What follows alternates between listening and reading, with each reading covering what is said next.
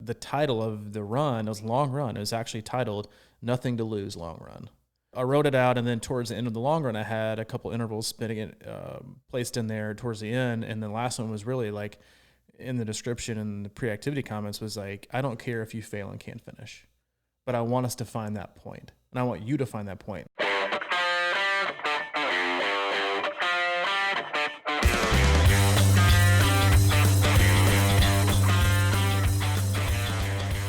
How's it going, buddy? Oh, dude, it's Monday. It is August. When is it? August 17th, 2020. Welcome aboard. This is the Crushing Iron Podcast, and this is episode 400. No way. Episode 400. No it is, chance. It seems like we've done 1,000, and it also seems like we've done 8 or 9. But I still can't believe we've done 400 podcasts. Man. You seem taken back. Are you just tired? No, I'm not tired at all. Okay. I am. I'm just, you know how they say on your deathbed, you roll back through the life. So I was just like quickly going through. You're reminiscing, huh? Yeah, I was like, wow, all those times, and separated in my office alone with the headset on, just going, Skyping with you across the country, and now here we are in the same room for what, the third or fourth time? Yeah, something like that, third or fourth time. Yeah, 400 is crazy. And last year I thought it was even crazier when we did 300, but I think it was also, they're all special in their unique way. I mean, I think that's the neat thing about doing something so consistently that we've done for the past, 4 years, twice a week, is that you really never know what each podcast, how it's going to turn out. I mean, we joke about it all the time, and people ask, like, that I text with, or like, hey, what'd you do? I'm like, I just got on the podcast. They're like, how was it? I'm like, I have no idea. I generally, like I said before, I generally rate things pretty steadily on a scale of like, we try to hang out in the 6 mark, 6 out of 10. And if I think a podcast is incredible, usually the next day we get like a 1 star on iTunes. Yeah. And then if I feel like the podcast was like an absolute clunker, we get like 20 emails the next day that was like, oh my gosh, that podcast was on point. It was money. And so it really is just like, it just goes to show you that you really have no idea how, your perception of how something goes, how it's going to impact someone else, or how you're, we all see things through our different lenses. And obviously our podcast is not just triathlon related. It's life itself and how they intersect, and we'll go into that here in a little bit as we go further into our intro. But that's the fun part, is that we joke all the time about one of our favorite shows, and a common topic of conversation is Seinfeld, a show about nothing. Mm-hmm. But sometimes we are the podcast about nothing. But it allows you to take what you want from it and apply it to your life, and it's kind of the horoscope version of making general things, and allow you to apply it to your life in not a forceful way, but hopefully a welcoming way. So we welcome you in for podcast 400, and I do want to give a special shout out to all of our listeners who have been with us through this incredible ride. You are why we're doing this, how we continue to do it. You've given us a lot of feedback. You've given us a lot of information to apply to these podcasts. We've actually taken your questions. They've driven some of our podcasts, but we love our community. We're incredibly grateful for the listeners that we have, and then also the opportunities that we've had in the past, and hopefully again here in the near future to meet so many of our listeners at races and race expos and stuff like that. So hopefully we'll see you all again very soon. Yeah. It's funny you say that about the clunkers and whatnot. I think people kind of like it when we screw up and kind of get lost and have no agenda, and they just like to see where it goes. But it is one of those things where, we just do it. And we ended up, I like that negative split thing too, because it's usually we just sort of kind of meander our way through for a while, and then it turns into something mediocre. I mean, here's the thing, right? I listen to a ton of podcasts, and I kind of get that. It's sort of like, it doesn't always have to be like just jam-packed with information. And sometimes you just want to listen to some people and feel like you're with them, and kind of feel like you're going through that struggle of figuring things out together, more so than we're telling you everything, because damn it, I don't know. You can say that. I mean, it's our podcast. You'll just have to drop the E for explicit Is that an lyrics. explicit? No. I'm not sure. Boy. I think at your age it probably is. For the younger kids, it's like part of the vocabulary. But when you're older, you can get away with it. You couldn't even say "damn." I know, but when I was in the day. But let's be honest. Like if you're not like a grandpa or anything. But like when your grandpa drops like like a cuss word, you really take notice. You're like, oh, grandpa's really upset. That's a good point. Like it really has like some impact behind it. When millennials or people like that drop it, you're like, first of all, you're probably not even using the word correctly. It's like Hayden now like fired. Yeah, it's the truth. Like Hayden is learning like so many words right now that he's learning like rude and disrespectful. And this morning, and I'll apologize if I sound incredibly tired or look exhausted. It's frankly because I am. I've been up since 3:45. We have a toddler who is way off his schedule with not being in daycare, but he's learning those words because he's him in a daycare. And so this morning he asked me a question about getting something out of the pantry because he was hungry, and I said, I was like, Hayden, no, we're not gonna have that snack right now. He goes, Daddy, you're just being respectful. And I was like, do you even know what that means? He was like, no, but you're just being respectful. I was like, all right, man, but that's how a lot of people use cuss words, don't you? They didn't even use them like in the right context, like with real, authentic, just force. But hey, Sorry, that was funny. I was not here in front of the mic to laugh, so I didn't mean to like hang you out. It's okay. I'm sure there was like 2 people listening that laughed. I should have laughed over there. But no, you can say what you want. It's our podcast, and again, we appreciate you tuning in. It's podcast 400. We come to you twice a week, traditionally Mondays and Thursdays, but always twice a week as we have for the last 4 years. We covered the sport of triathlon, and we cover really the sport of life. We do sometimes go into, what are you grinning and like laughing at? Just laughing. I can't look at you. This video thing is hard. The sport of life. It is. It's a sport. It's pretty much a contact sport. But we do. We go in depth on swim, bike, run, nutrition. We don't really dabble into transitions much, but we probably should. We'll go data. We'll go how you should train, how you probably shouldn't train, and then a lot of times we'll do race recaps, race previews, and hopefully we can start doing those again soon because it's killing me not to. Man. Don't even. It's just, it's been a crazy year, but a lot of positives have come out of it as well. But so we do. We cover life as well, how triathlon and endurance sports intersect with what we do, the things we want to achieve, our goals, the accomplishments that we hope to have down the road. And hopefully if we can, our main goal is to just deliver a message in a consumable, digestible way that you can apply to your life. Our number one goal is for you to be happy and healthy. We've both been in the sport for a very long time as both coaches and athletes. We've made a million mistakes. We've had some success, and really that's what we want to do is just share those experiences with you, the experiences of our athletes, topics from our closed Facebook group, which is a Crushing Iron group. You can search that, answer a simple question, and we will let you in.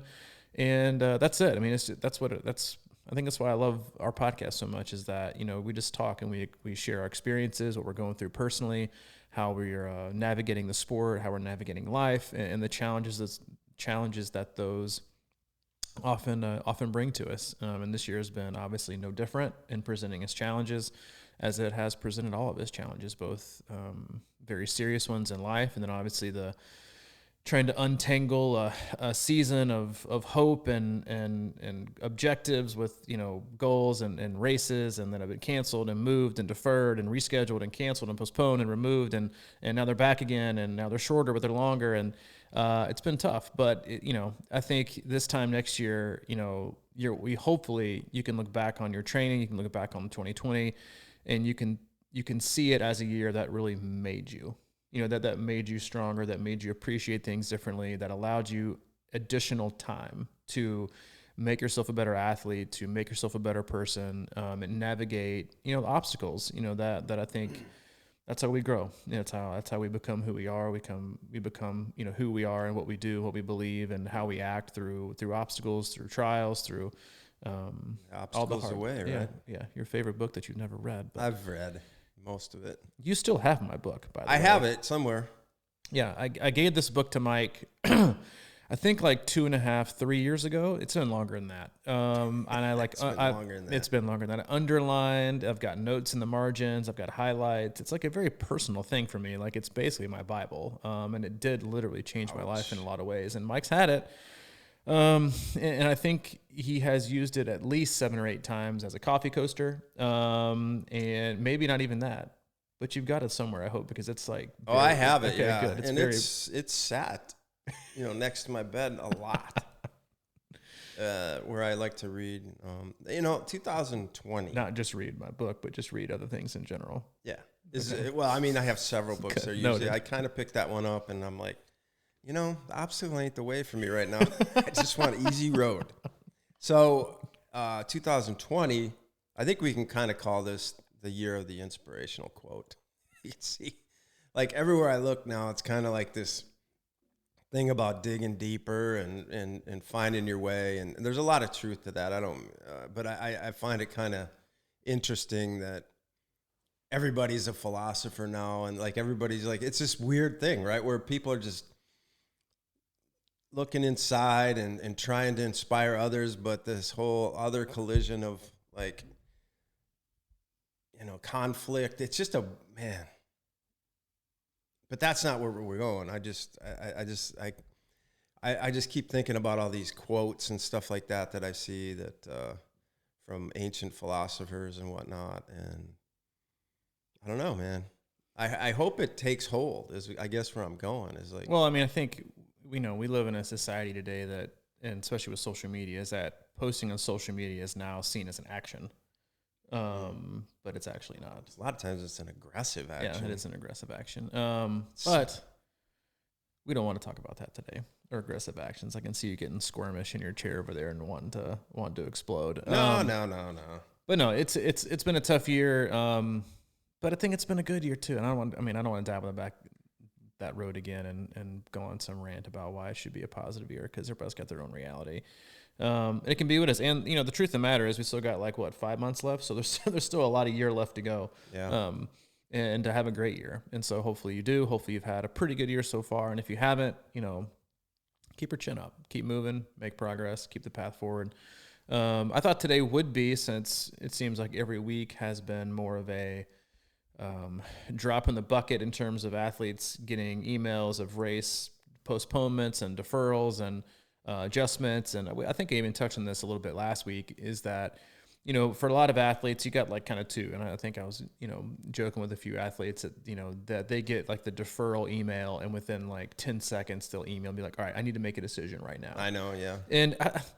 And as difficult as this year has been in terms of planning and on the unknown, it has given athletes so much extra time, not just time to train, which we all need, because you can't ever have too big of a base. You can't ever spend too much time working on your aerobic system and really what we call, baking your cake. It's not all about the icing, it's about the cake. And so you've been given that. You've also been given time to kind of work through life and make adjustments in your training, whether it's adding hours or removing hours. And maybe a lot of people, I've found it really interesting. Obviously you've moved, but it was a move you were planning before the pandemic, but how many people have actually sought out major life changes during this pandemic. I've had so many athletes decide to sell their house, move, go somewhere else, change jobs, change relationships, change this. There has been as if the world wasn't giving us enough,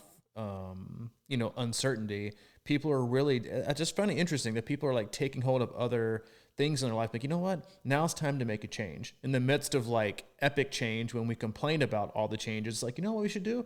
Let's move, or let's quit our job and do this. And I think it's interesting. I think for the most part, most people are making really good decisions to do them. And they figure if you're an athlete that's training, you're looking at life and your kids are at home and they're going to be doing stuff virtually. It's what better time than to make these kind of moves than right now, but I found that interesting, but we've been given time, I think one of the earlier podcasts we did when all this started back in February, March was we don't know the exact end to it when life, we'll get back to, to normal. We'll be racing. We'll be back to our normal type A selves with our, be able to look at our watch and see the countdown to, Ironman Chattanooga and be it's actually happening. We know it's going to happen. It's not just a guess. And we'll get to that at some point. But, for a lot of athletes, it's like you've been given a time to train, you've been given a time to get your body ready and navigate life, figure out what works.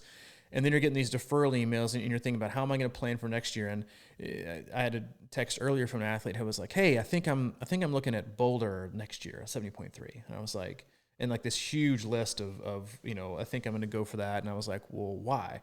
And the answer was, which is most triathletes answer, I don't know. I just kind of was looking at the race calendar and thought, hey, I've never been there before. Let's go do it. And while that's, and listen, like while while that's not a terrible way to look at it, I was joking with her because I was like, so wait a minute, you're incredibly detail oriented and you love data and you love structure and you love knowing things. So you're just going to kind of blindfold your eyes, throw a dart at the calendar and pick Boulder just because. I was like, why don't you do a little more research on that and get back to me? And I think that's also what people should do with these deferral options. Cause you get, like right now they're giving you a plethora of options. Let's say that, Ironman, North Carolina gets canceled. They'll give you a list of all these other races you can transfer to, with no penalty, but, they're encouraging you to pick these from these specific races, or you can just like do the one next year. And I think we even have a podcast about picking the right race for you. And the one of the main kind of topics that I cover there is not just looking at your physical abilities. And I think the title of the podcast is like, horses for courses. Like I think we're all built for specific courses. Like that's just the kind of athlete we are. Some athletes are really better suited for hard swims, easier bikes, and fair runs, and some are best suited for really easy swims, incredibly hard bikes, and even harder runs. And it just depends on the athlete you are, the confidence you have, and sometimes just where you live and how you train. But one of the biggest pieces of it is just like life stress. Is it, where do you see yourself that time of year? And obviously we can't really plan that, but just because you planned your race calendar this year doesn't mean you should cut and paste it and make it the exact race calendar next year. You should be able to be flexible with that, and you should probably look at it and think, because I think many athletes found this as they were struggling with motivation or consistency or workload with their professional career, is that, they look at it and think, okay, well, I wasn't really doing a good job training. Maybe this time of year isn't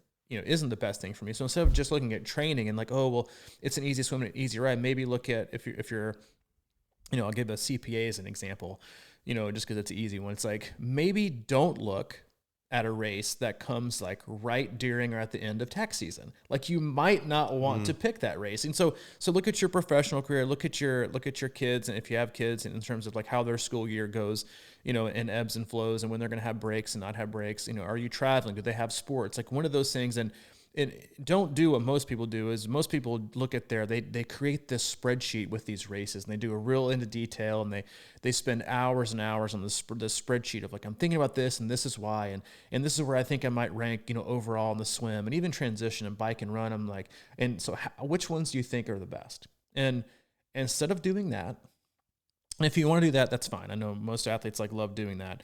Create that spreadsheet and then put it away, and then create a different spreadsheet called life. And that should make up 95% of your decision. Create a spreadsheet based on, go January through December, go through holidays, go through travel, go through work, business trips you traditionally take in the future that you could probably see making again.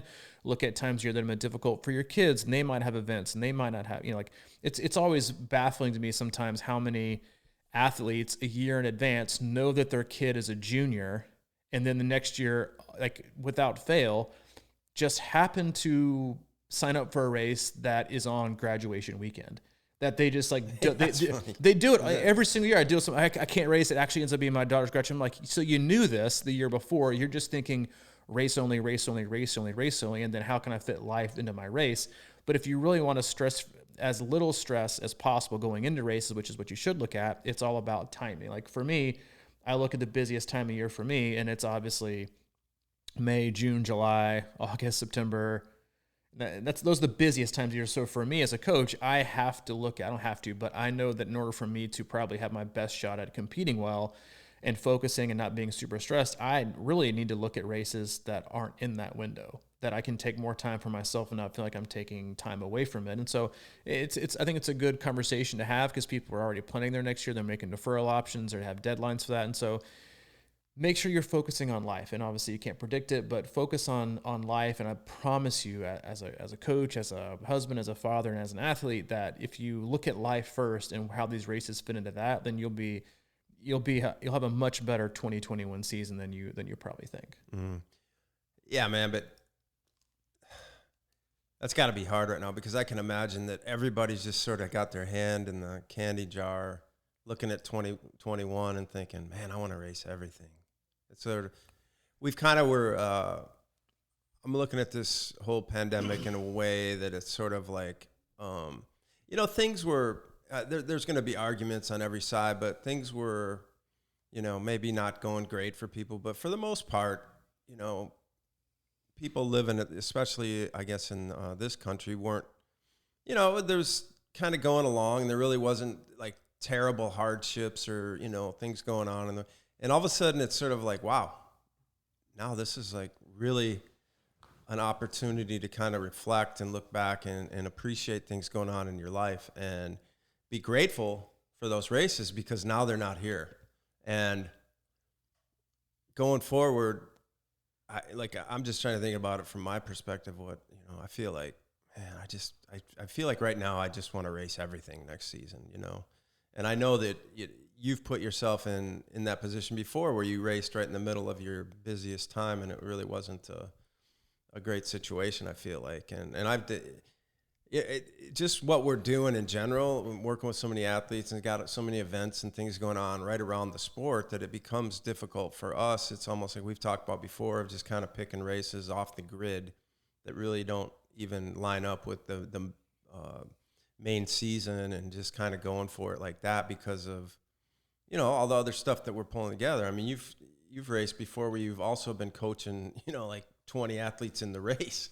And that's no picnic, Even last year when I went to Wisconsin, we had our 300th podcast, and we had that big crowd, and there was just a lot going on. And I'm racing, and I loved every second of it, but it does add a different element to things, And I don't know, man. I just look at it next year as like, wow, you've got hopefully, if things kind of get back to normal, it's a great time to think about that. I mean, because the world's your oyster, kind of, It's like, wow, I've always wanted to do this race, and now I have time, and I'm thinking about it, and I'll probably have the enthusiasm.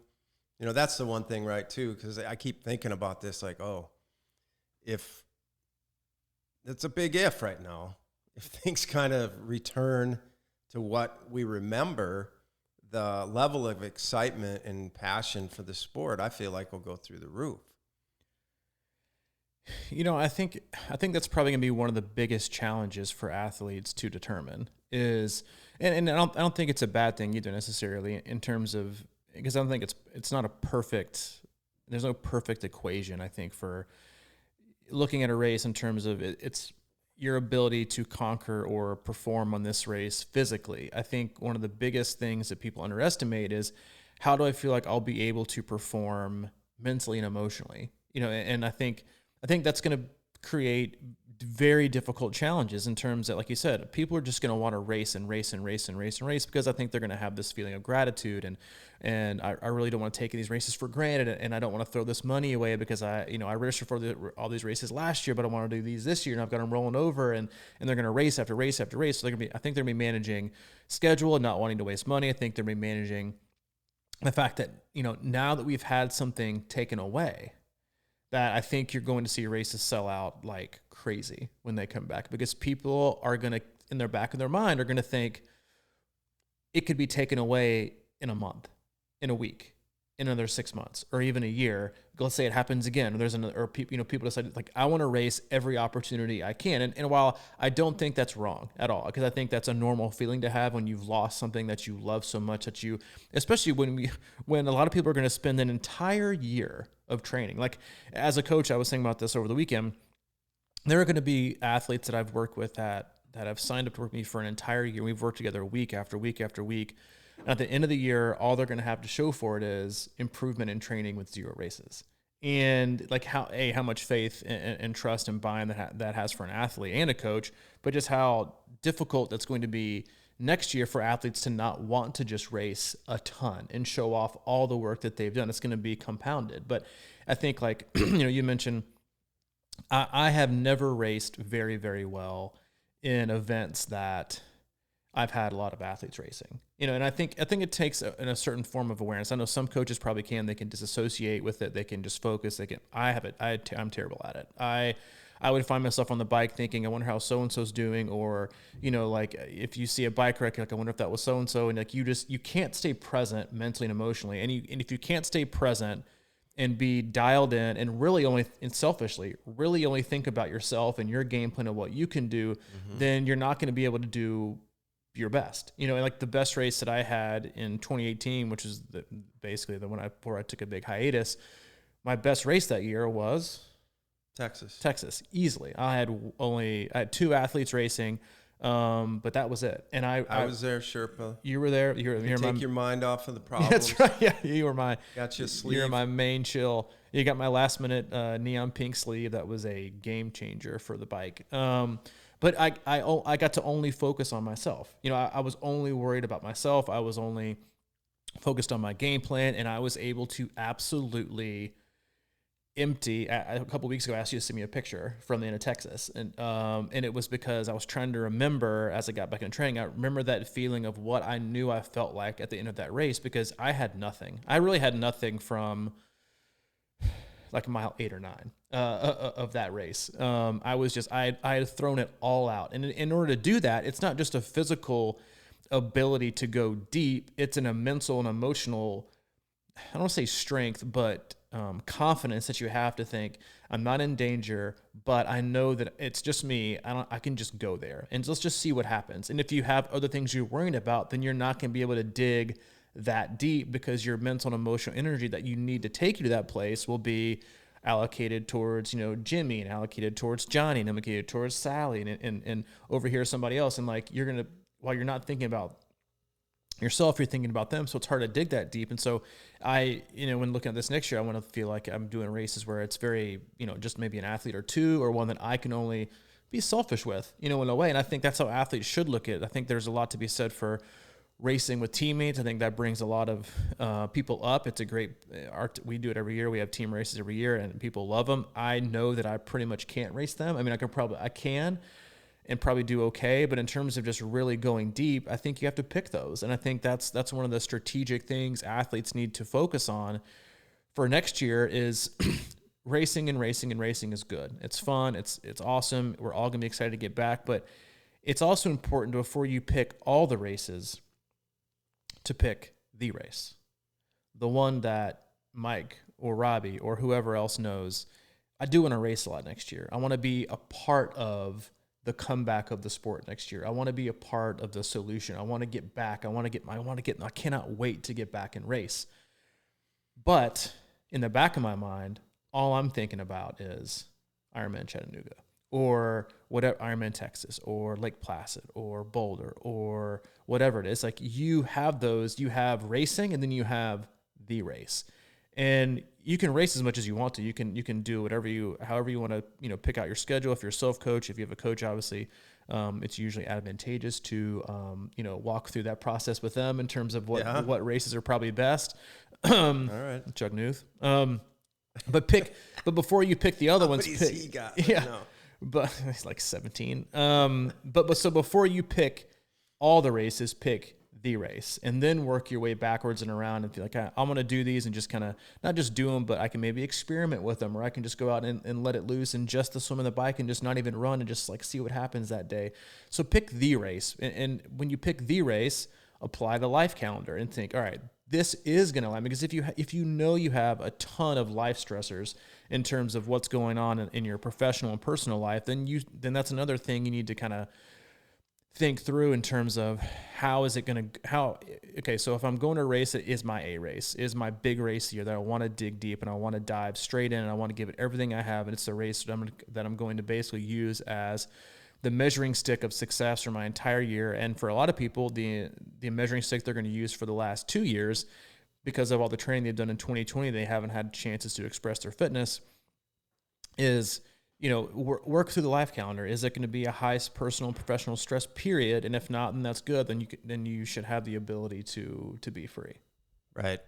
And I almost like cracked up laughing because you're like, Mike got up and like had to readjust or do some things with the cameras. And he's like, if you've ever seen like Mission Impossible 1, he was doing his best impersonation of like ducking and weaving and going in between lasers and trying to not trip and then swivel and spin his way back into the seat and adjust his drawstring, and now he's back. Well, yeah. See, this is kind of the thing, right? It's sort of like with a lot of distractions going on, it's hard to focus. And I'm over here thinking about 3 cameras and the audio and all that kind of stuff. So, when I reflect too on Wisconsin last year, it really, in a way, it's not a bad thing either, though, to have a lot of people around, because I mean, as much as it felt like I had a lot going on and I might have been a little bit, quote unquote, distracted from focusing on my race, it's sort of, I think there's something to be said for distractions around Ironman weekend too, to be kind of, just sort of in the moment of whatever, if you can adjust to that. And I think I did a pretty good job of it, where it's supposed to be a fun weekend, right? I mean, there's nothing, I think one of my favorite days is Friday of Ironman weekend before a Sunday race, just hanging out with people and doing whatever. And you kind of feel like, a little bit of effort, and you go out for pizza and just kind of do whatever. And you're with your people, and you kind of have a little bit of a ride or something, maybe a short run. And it's just managing the emotions of, knowing 2 days from now that you're going to be throwing yourself into that fire. And I don't know if that's always a bad thing. I mean, if you're a pro, or if you're really going after the podium and things of that nature, it's good to not get distracted. I don't know. You know what I'm saying, though? It's something about it. Like in your case, though, it's different, because if you're out on the bike and last year, if you would have raced Ironman Wisconsin last year, for example, and you were coaching 20 people in that race, you'd have gotten out of that water and went, Jesus, man, I hope my people, you know what I mean? Like, because you're going through it. Sometimes that's happened to me, where I've been like, man, I felt really good today, and I went hard, and that was really hard, whether it's the swim or the bike. Like, I'm thinking back to Louisville, some of those rides. But on some cases, it might almost be better in a way that you were actually out there seeing it, because you know how sometimes you imagine things that are worse than they are, and you're probably, as a spectator at Louisville, while everybody's out on that ride and it's windy and it's raining and it's freezing cold, you're probably in your mind, you're probably cold just from standing around, and you're thinking it's worse. That's how it goes too, right? Whenever I'm not racing, it seems worse, because you're not in the moment, and you're not kind of lathered up for whatever's going on. And so, I don't know. I think there's a lot of things like that. But as far as coaching, yeah, it's got to be a tricky one. Well, I think you said it great there, and maybe didn't mean to, but it's like, if you're going to race, you have to race. You can't race and spectate at the same time. And I think that's what people do sometimes too, is that, and I was having this conversation with an athlete last week, and not really flipping the switch, but in terms of this athlete's personality is always very go-lucky, very happy. I'm always here for the crowd. I'm here for the entertainment. I'm here for the experience, which none of those are bad. None of them are bad. But what I found as a coach with those specific athletes is they have sometimes a very, very difficult time compartmentalizing the entertainment, I want to just work out with my friends, and I want to do stuff with my buddies. I'm just smiling, having a good time. I don't really care about my workouts as long as I get down in there with my people, and that's how I feel about races. And that's all fine and good. Like there's a time and a place for all of that. But it's hard for people like that with that personality to also turn that off and think, okay, I'm ready to get to work. And just kind of selfishly focus on what they want to do, if they want to go from just completing races to competing. Because there is a switch you have to flip. You have to be able to do things on your own. You have to be able to focus in on just your workouts. You have to be able to take a lot of the workouts very seriously that are very demanding. You have to carve out time. You have to be really good with time management. You have to really get after it. And sometimes you have to say no to your friends. They're like, hey, I want to go out for an easy 3 hours. And you're thinking, well, I've got 4 hours and they're kind of a hard 4 hours. It's probably better off I do them by myself. And that's hard for people. And I think that is that balancing act between, do I want to just complete, or do I want to really compete at a specific level? Or in the same breath, not just competing against the field or my age group, but also I really want to compete hard with myself. Like I know intrinsically I have more in me. So I need to decide, do I want to be the spectator racer and just watch things happen? Or do I really want to focus on dialing in and see what is it I can really do today? And I think it's hard when you go to some races when you have so much hoopla. Like you said, like Friday's your favorite day. I find both days incredibly interesting. The Friday and the Saturday. Saturday when I'm racing, and to be honest with you, Saturday when I'm not racing is definitely my favorite day, without question, because everything's done. Especially like that time where you've already checked your bike in, you've done all your bags, and you're like, dude, I got nothing left in my hotel room but Netflix and chill, and that's all you got. It's like Friday is let me see your extrovert, and Saturday is like show me your introvert, baby. And everybody like flips that switch between the headphones are on, walking into the expo. You know, everybody's got their game face on. No one's talking to people. Everybody's relaxed. Or you have like the nervous energy. And Friday is all like it's like the party. It's like the party. That's probably why I like it. It's like the pre-graduation party. It's like, dude, we've already done it. All we gotta do is do the deal. Sunday, we've already put all the hearts of it, which is all the work. Let's just have a good time, see all of our buddies, and like I think we like that Friday because it removes us from, I think in a way it's like the spectator version of ourselves, the one that loves to have fun, that loves what the community and the life that triathlon brings us is really, is really shown outwardly on that Friday, the Friday before a race. And if you've never raced, one of these bigger races before, Friday is like, you have to, especially for bigger race, you have to check in on Friday. Like you can't check in on Saturday. There's no packet pickup. That's when most people do their big meals on Friday, and they're just kind of like hanging out. The day before the race is, kind of the day where you've already done your stuff. It's time to get serious. I need to pack my bags. I got to stay focused. And so it's that celebration on Friday. And then on Saturday, it's more like, okay, which is why some athletes don't like it, because Saturday is when you kind of sit back with all this alone time and think, okay, now I've got to think about just myself right now. And I got to think about all the work that I've done, and the expectations creep in your mind, the doubts creep in your mind, all the anxiety. It's like, what if I get a flat tire? Did I really do, I heard those people talking at the expo, and they're like, yeah, I did a couple 25 and 30 mile runs off the bike, and I feel incredible, and I'm ready to crush it. And I'm probably going to take like 6 gels instead of 4. And you start questioning every single thing that you've ever done and heard. And just the anxiety just sits with you. And then the next day you race, it would be fun if it was like those days were reversed. And we had all the anxiety and stuff on Friday. It was mandatory bike check-in on Friday and gear check-in. And then Saturday it was just like, hey, do a short swim and run. And then after that, just chill and hang out with your buddies all day.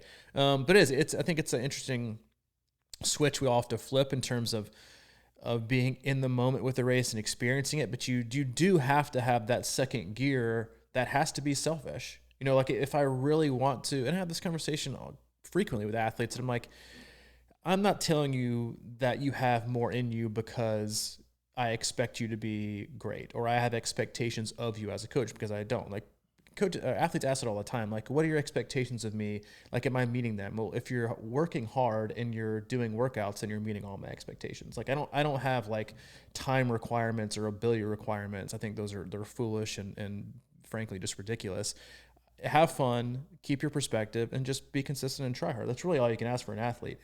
But sometimes I will say, like, if you really, really want to start not taking yourself more seriously, but if you really want to fully appreciate what I believe you can achieve, when you show these glimpses of, I didn't think, then, let's have that conversation, let's go there. But you're going to have to flip that switch between, I'm just doing it for fun, to, it's okay to still have fun a lot, but I still also need to take some of it seriously in terms of what I really want to accomplish. And that's a hard balance, but it's definitely achievable in terms of having fun and still performing at a very, very, very high level. Because I think it's a great balance to have, because it makes you not so centrally focused on a performance result, but really just focused on what's going to make Mike the best version of himself this year. And what is that balance? And a lot of people need both. Yeah. Saturday for me, the biggest stressor of before an Ironman is I just, like, Saturday freaks me out because all I can think about is, like, God, I hope I sleep well tonight. I mean, it's just the sleep thing. And I normally you're right. I mean, I like the idea that we're just kind of like, get off your feet and you're supposed to relax and, a lot of good luck tomorrow type stuff. And, you go to dinner early and And then you just kind of chill around and watch. And a lot of times it's the fall for me, so I'm always watching football, which is not going to happen in the Big Ten, of course, this year. But I love what you're saying, because it really takes me back to this, what racing feels like. Obviously, I know everybody that listens doesn't do Ironman, and but maybe you will someday. And I think it applies to every distance, depending on, it's all relative. But there are times, right? I think about last year, and to me, it was this roller coaster of, hey, I'm having a good time, or man, I got to suck it up right now, because you're alone. You're out there alone, right? Even though, last year we had a lot of people on the course, and I saw a lot of people that I know. And I'm mainly talking about the bike here, because the bike ride at Wisconsin is one of those up and downers, literally, that can really get into your head. And I remember seeing a lot of people I knew out there, and there was those moments of like, yeah, this is great. Hey, how you doing? You kind of get the quick talk, and you're hanging around each other for a while, and then you each have your own race. So it's, at some point, it's sort of like, and I always think about Ironman races in this way in general, is it's sort of a series of mini recoveries throughout the day. And how do you do that? And it's amazing to me, especially from someone who never did endurance sports in my life, how, a couple minutes of going easy can really recharge you. Like you don't think about that much, but it's that ability to back it down, kind of just regroup. And, it's almost like if you go on a long run, just, screwing around with your friends or whatever, and you guys stop and have a little drink of water, and then you kind of take a gel or whatever, like 2 minutes of that can make you almost a new person sometimes, it feels like, especially when you're used to that kind of running. And I think about that on the bike too, is just like, or just in general in Ironman. Of course, it's all fun and games till you hit the second lap of that marathon. Then it's like, there's no highs, there's no happy. Rarely.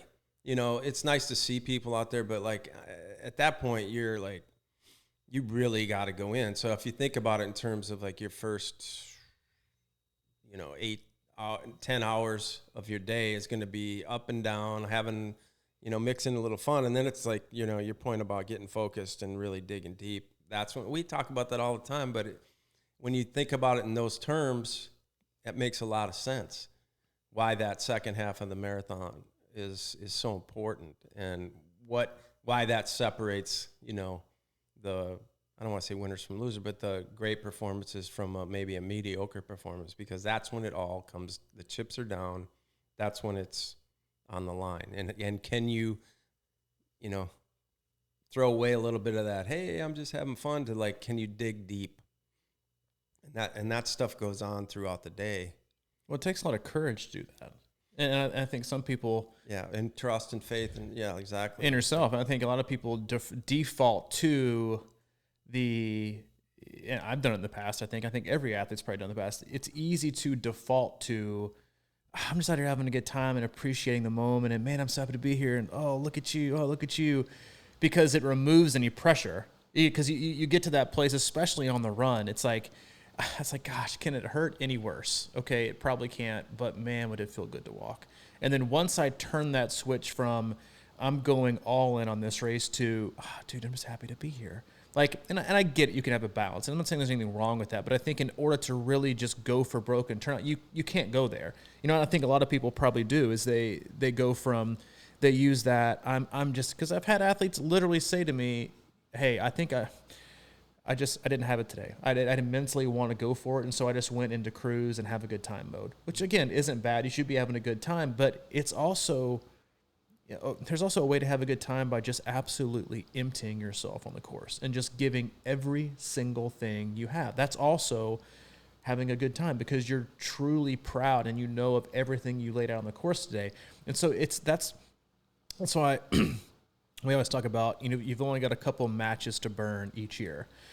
Not just physically, but mentally and emotionally, you've only got 2-3 max, in my opinion, long days of the year that you can truly dig as deep as you want to go. I'm not talking physically. I'm talking, because, well, yes, physically, but in order to dig deep physically, you have to be mentally and emotionally prepared and confident and resilient and fresh enough to say, okay, I can go all in today, because I don't know when I'm gonna have to do it again. So I'm doing it today. I'm just totally emptying the tank today. And you do it in order to do that, you can only do it a few times. Yeah, that's why you see people who just bury themselves in every workout, wonder why they keep plateauing and wonder why they can't see improvement and wonder why they can't just go to that next level, is because they've reached a point to where they know it can be so painful and so, so hard that you just don't want to go there anymore. Your body's like, you know what? I don't really feel like that anymore. I'm just going to I'm not going to let you take me there because it's just uncomfortable and I want no part of that. So your body resists it. But you've got to have that, you've got to be able to get to a point to where your mind, it's like, okay, it's been a long time since I pushed myself. That's why I love early season races for a lot of people, is that it's been so long since you really dug deep that you can go all in. But then if you race it a month later, you're like, I just did that last month and it didn't feel very good. I'm pretty sure I'm okay just kind of cruising it in today. Right, yeah. And then it makes it really, really difficult to do that. So you really have to be like incredibly fresh physically, mentally, and emotionally to just really give it your best. And that goes for all distances, sprint, Olympic. You have to be ready and willing to go to that extra step and not be afraid of what's going to happen, but be just mentally present enough to know that it's going to be okay and I can go there. And if I don't, then that's also okay. And frankly, that's going to hurt really, really bad. And that's part of it. It's pushing yourself to that limit, not in a way that's dangerous, but in a way that really squeezes every single ounce of ability and work that you've been getting after the last 3 months, 6 months, 8, 12. And that's, I mean, when you think about it, like if you think about 2020 and not racing a lot, is that your next race, you should be so mentally and emotionally fresh, but also like resilient and callous that you should be able to absolutely go for broke and just absolutely empty the tank because it's been so long. But with that also becomes the pressure of time and the expectations that you have from training so much in the absence of racing. And now that it's back, I expect all things, it's like, and so it's a delicate balance. That's why, again, like that's why this sport is so awesome. It's that it's incredibly difficult you can't figure it out, perfectly. There's always something to work on. There's always challenges. It's like one big puzzle, and it's a never ending puzzle. You're just not going to finish it. Yeah. And that kind of goes back to, how do we create that race feeling right now during all this kind of stuff? And as you were talking, I was kind of thinking about that second lap of the Ironman marathon and how that, in a way, it kind of feels like that's where we are in 2020, right? It's like we're getting to that point where it feels like it's getting really hard right now. And, we have to make that decision. Are we going to dig deep and just keep plowing through the madness and just have faith and that confidence that, hey, man, we're just going to keep going and believe in what's happening and just be strong with it? It's kind of like what we're doing. We're starting this hub right now, and it's a tough time, but we're just plowing ahead and having faith that things are going to work out. And I think that's why I always love, I think I've written a post before about Ironman as an analogy for life or whatever, the stages of it and things like that, the excitement in the morning and the youthfulness of the swim and pre-swim, and then you get in the water and there's kind of like, you learn your hard lessons. And then as you go, like that bike is so long that that's like several phases of your life, it's like ups and downs and, the analogy. And as we get towards the end of this year, and we've got some time left, obviously, but I feel like it is important to think of it as, it's tough, but it's a good time to kind of go inside and have faith with it and be strong and just keep going. Because that's really what Ironman is too, is just keep going.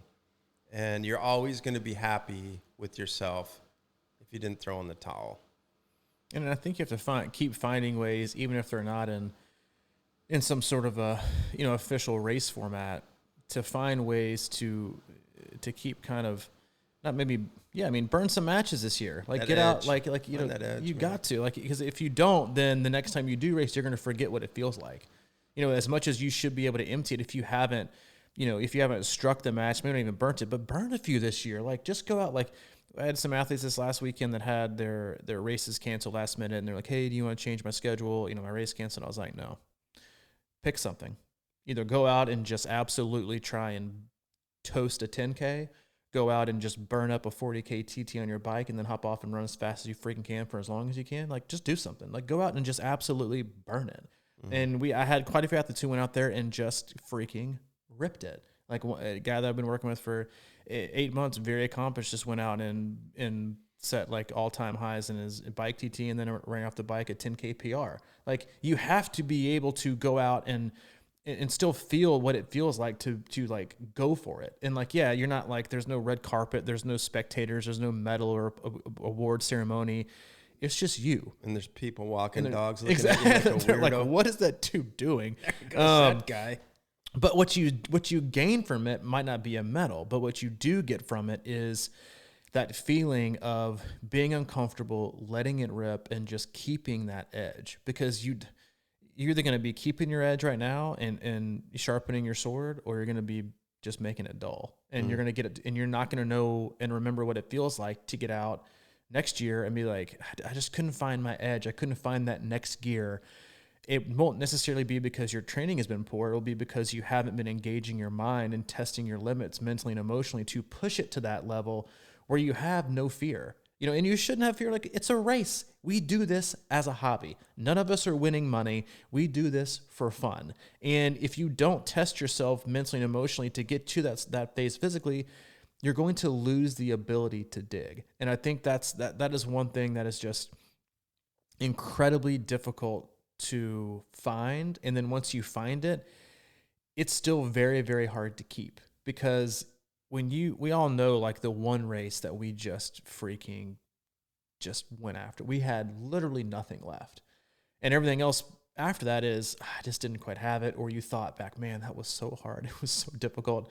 I don't know that I want to go there again. But you have to keep it fresh. And you have to think, all right, well, what can I learn from this to apply to the next time, to just keep pushing the envelope and keeping my edge so that I can really find my limit, not just in training, but in the racing that you're able to do. Close it. No, I agree with that, man. I mean, there's one quick thing that when I used to be able to run, when I wasn't injured, but I did that all the time. And I know we've talked about that. We talk about a lot of things over and over, but it's like on a long run toward the end, maybe with 2 or 3 miles left, there's pains, there's aches, there's all kinds of problems. There's, you're struggling, your nutrition may not have been what you thought it was, but those are the times when I'm running along and I'll just kind of close my eyes and I'll put myself on the course at the end of that race and think, all right, you got 3 miles to go. It's not going well. What are you going to do with it? And I'll practice that, and do you ever open your eyes? Or do you run 3 miles? No, I just keep my eyes closed, and I hear the fans cheering. And I picture faces. I picture the whole course. I imagine the last 3 miles of certain courses and things like that. But I do that as an exercise for that very reason that you were just talking about. Is like, you have to put yourself there in training. And I think that's good practice anyway. I'm not saying burn that match per se, but I'm just saying it's easy to start walk running or whatever just because you're training. And this might be a time when it's like, okay, you throw your body in that position and see what happens and just feel it. Because if you don't feel it ahead of time, you might think you might think something's wrong, but the more times you go through that and kind of recover and be like, oh, that was terrible yesterday, but I don't feel that bad right now today. The more times that you kind of train yourself to know that you're, not putting yourself, quote unquote, in danger or harm's way, the better off you are at that point in the race. It's like, okay, I know what this feels like. I've been here before many times, and now you just got to turn it up and suck it up and get there. And, so I think, sometimes that can be your best performance if you've got that mentality. It's a mental thing at that point. Well, it's so much of it is mental. It's funny you close with that. Is that, like, over this weekend I was I've got some athletes who I think need some more practice in having, like, you don't want to have that full on conversation of the pain and the mental and emotional anguish, but you want to share a few words. And I was putting some workouts in this week, and the title of the run, it was a long run. It was actually titled "Nothing to Lose Long Run." And I wrote it out, and then towards the end of the long run, I had a couple intervals spinning it, placed in there towards the end. And the last one was really like, in the description and the pre-activity comments was like, I don't care if you fail and can't finish, but I want us to find that point. And I want you to find that point, not necessarily physically, but we need to start pressing and moving the needle mentally of you believing that you can go harder, that you can go faster, that you can do it for longer. We don't need to have a full-on 30-minute conversation about it and burn your match.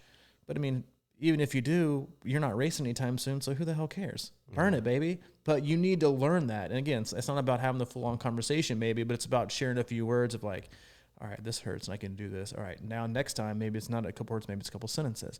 Then maybe it's a few paragraphs. Then maybe it's a whole freaking chapter. But you have to work your way up to that mentally and emotionally to push yourself there physically. And if you're not going to get there through just racing alone. You have to be able to do that specifically and responsibly in practice. Could not agree more, man. Could not agree more. That was it. Podcast 400. Another spectacular 6 out of 10. If that. As always, we are incredibly appreciative of our listeners. We know you have all kinds of options in the triathlon podcast universe. We appreciate your time. We hope you enjoyed today's podcast. If you would, please hop on over to iTunes, leave us a review. It obviously doesn't help us at all in terms of ads and sponsorships, but it helps other people find us and expand our ever-growing community of awesome people. Again, as I mentioned in the start of the podcast, if you want to be a part of that conversation in our wonderful group and community, you can hop on Facebook, search Crushing Iron Group, answer a simple question, and we will let you in.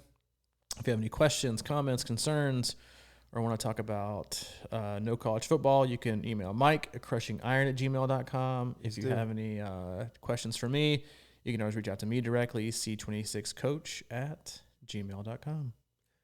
All right, my man. Oh, and yeah, we have a website too if you're interested, c26triathlon.com. Yes, we do. That was our marketing pitch for the day. Thank you very much. See you on Thursday. Check out the online hub. We're going to be adding a lot of videos. That's another pitch. All right, buddy. See you, dude. See you. Marketing 101.